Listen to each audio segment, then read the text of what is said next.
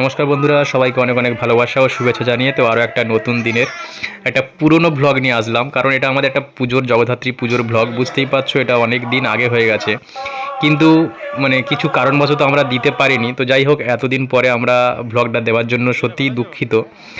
আর এই জিনিসটা হয়তো দিতাম না, কিন্তু এর মধ্যে এমন কিছু কিছু স্মৃতি রয়ে গেছে যেগুলো না দিলে আমরা মানে সত্যি পরে হয়তো আমরা খুব মিস করব। তাই আশা করি তোমরা যদি দেখতে থাকো ব্লগটা অবশ্যই তোমাদের ভালো লাগবে। তো দেখো, আমরা সেই পুজোতে তো গ্রামে এসেছিলাম, ওই পর্যন্তই দিয়েছিলাম। আর তারপরে দেখো আমরা পুজোর মধ্যে এসে গিয়েছিলাম, দিদিভাই ডালা নিয়ে চলে আসলো। আর এসেই দেখো এই যে আমাদের আগ ঠাকুর আনতে গিয়েছিল ঠাকুরমশাই, দিদিভাই, আরও যারা সব গ্রামের কাকিমারা ছিল, প্রত্যেকে সবাই মিলে গিয়ে আগ ঠাকুরটা এনে দিল মায়ের সামনে।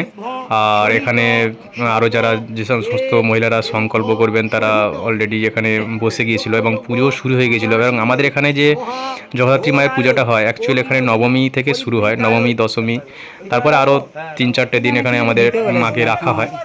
তো সেই হিসাবে আমাদের আসা হয়ে ওঠে না, কখনো কখনো এসে যাই, তো খুব মিস করি না আসলে। তো দেখো এখানে আমাদের অবশেষে ঠাকুর পুজো তো শুরু হয়ে গেছিলো, কিন্তু সেই মুহূর্তে আমাদের একটা ভাই ও মালা নিয়ে এসেছিলো। তো বলছে মালাগুলো এখন কীভাবে লাগানো যায়, তো তাই যেন দেখো কীভাবে আমরা একটা কৌশল করে লাগানো হচ্ছে বাঁশের মাথায় ধীরে ধীরে। কারণ যেহেতু এখানে পুরো একদম মায়ের মানে সজ্জা পুরো রেডি, সাজসজ্জা পুরো রেডি হয়ে গেছিলো, তো বুঝতেই পারছো, তো ধীরে ধীরেই লাগাতে হবে। তো ঠাকুরমশাই ওখানে হেল্প করছিল আর আমরা ধীরে ধীরে চেষ্টা করছিলাম মালাটাকে লাগানোর জন্য। এবং বড় বড় মালা, খুব বড় বড় মালা ছিল, যার জন্য ওয়েটও ছিল, যার জন্য লাগাতে একটু অসুবিধা হচ্ছিল। কিন্তু কিছু করার নেই, যেহেতু মায়ের জন্য, মায়ের উদ্দেশ্যে আনা হয়েছে মালাগুলো, সুতরাং না দিলে সত্যিই খারাপ লাগছিল। তো ঠাকুরমশাই বললো ঠিক আছে চলো একটু সাইড করে নাও আর যতটা সম্ভব হয় ধীরে ধীরে লাগানোর চেষ্টা করো। তো সেই জন্য আমরা দেখো এই চেষ্টা করছিলাম লাগানোর জন্য। জয় মা, জয় মা।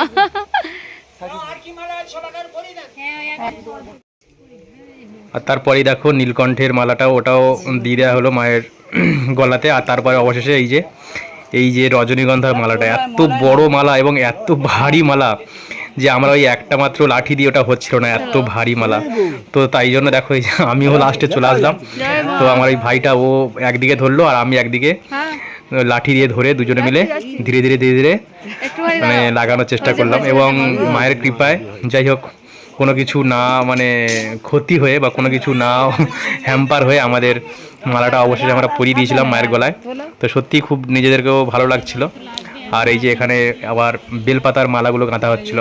তো এইভাবে ধীরে ধীরে আমরা খুব মানে পুজোটাকে এনজয় করছিলাম। কিন্তু তার মাঝে একটু বিঘ্ন ঘটিয়ে দিচ্ছিল হচ্ছে ওয়েদার। তো মাঝে মাঝে বৃষ্টি চলে আসছিল। তো যাই হোক, সমস্ত কিছু নিয়েই আমাদের চলতে হবে। তো সেই সমস্ত জিনিসগুলো এখন ফেলে এসেছি, কিন্তু কিছু করার নেই। দেখো আমাদের পুজোটা কেমনভাবে হচ্ছে, তোমরা দেখতে থাকো, সঙ্গে থাকো।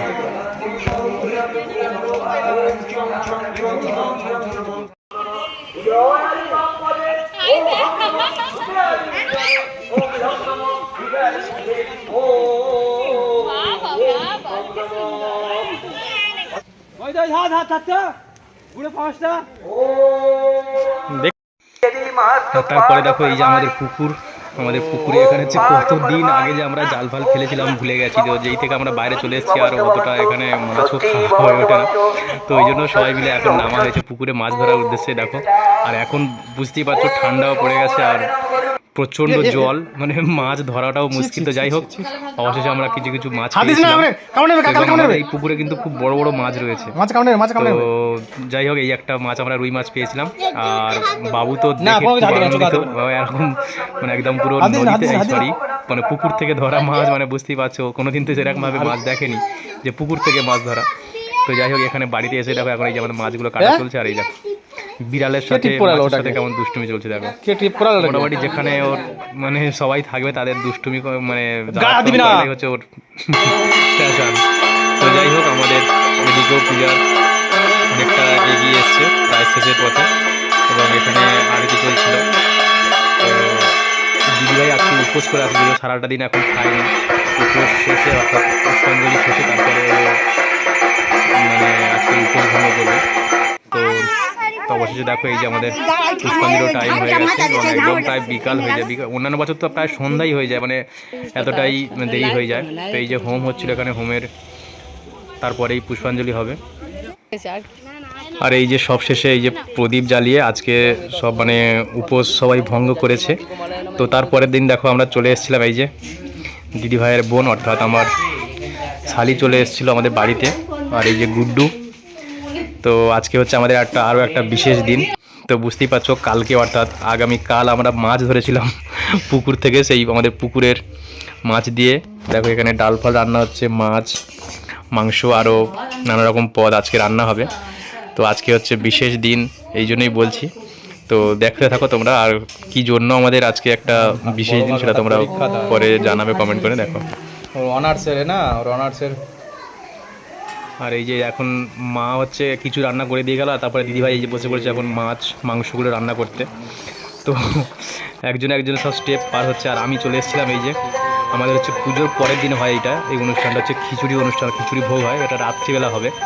তো তার জন্য দেখো সকাল সকাল সবাই লেগে গেছে, যত গ্রামের সবাই মানে সবজি কাটা থেকে, এবং প্রচুর লোকের এখানে আয়োজন করা হয়, এবং মানে আশেপাশে গ্রাম থেকেও সবাই এখানে ভোগ মানে খেতে আসে।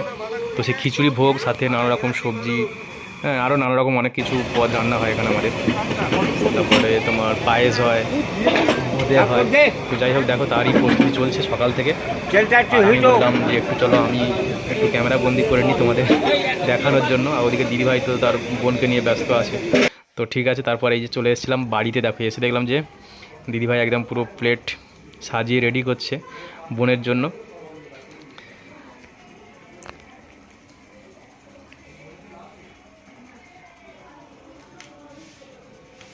ভাজা 5টা হয়ে গেছে।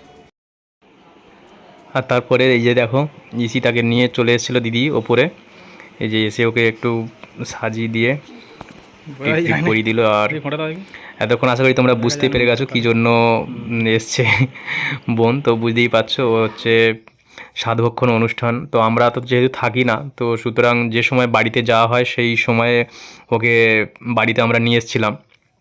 তো যাই হোক যতটুকু সম্ভব হয়েছে ওর জন্য অতটুকু করতে পেরে সত্যি আমরা নিজেদের ভালো লাগছে যে আমরা অন্তত ওকে এই সময় আসতে পেরেছি।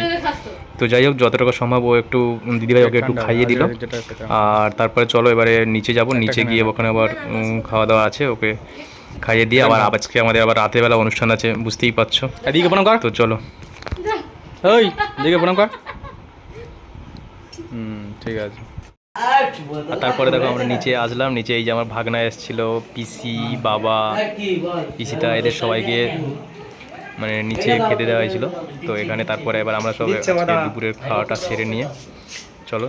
আর এই যে আমাদের আজকে মানে যত সামান্য আয়োজন যতটুকু করতে পেরেছিলাম। আর তারপরে দেখো সন্ধ্যাবেলা চলে এসেছিলাম এই যে আমাদের এখানে এখন পূজা মণ্ডপে এসে দেখো এখানে দেখুন যে বোঁদে ভাজা হচ্ছে, এবং কত পরিমাণে যে এখানে ভাজা হচ্ছিল আর দেখেই বুঝতে পারছো মানে কী পরিমাণে আমাদের এখানে জনসমাগম হয়। এবং এইটা একটা খুব আনন্দের লাগে যে এই যে খাওয়ানো বা এই যে সকাল থেকে এই যে একটা তোড়জোড় শুরু করা, এর একটা মজাটাই আলাদা। তো সন্ধ্যাবেলা দেখো মায়ের আরতি চলছে, মায়ের আরতির পরেই আমাদের ভোগ দেওয়া শুরু হবে। তো তারপরে দেখো পূজার পরেই এই যে আমাদের শুরু হয়ে গেছে এখানে প্রস্তুতি। আর ভিড়টা দেখতেই পাচ্ছ তোমরা কি প্রচণ্ড পরিমাণে ভিড়, মানে ছোট্ট রাস্তা যদিও ওর মধ্যেই আমাদের খাওয়ানো হয় ওখানে। খিচুড়ি পরিবেশন হবে, ওই জন্য খিচুড়ি পরিবেশনের ড্রেস করেছে ইয়েলো, দেখেন না বাস। আর আমাদের এখানে সেই দেখতে পাচ্ছ সবাই হচ্ছে হলুদ শাড়ি যারা পরে আছে, অর্থাৎ এই সমস্ত গ্রামের মহিলারা বলো দিদিরা বলো, মানে প্রত্যেকে হচ্ছে হলুদ শাড়ি পরে হচ্ছে খিচুড়ি ভোগ মানে পরিবেশন করে।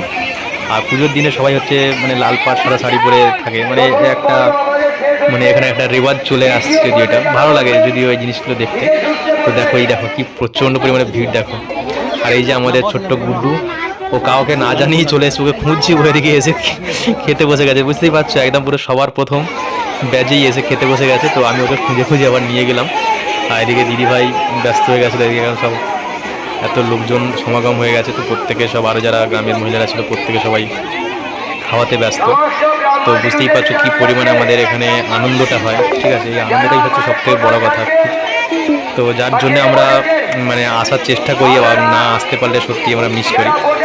তো চলো তোমরা দেখতে থাকো। মেন রাস্তার ওপরে অযথা ভিড় করবেন না, আমাদের এটা কমিটির অনুরোধ।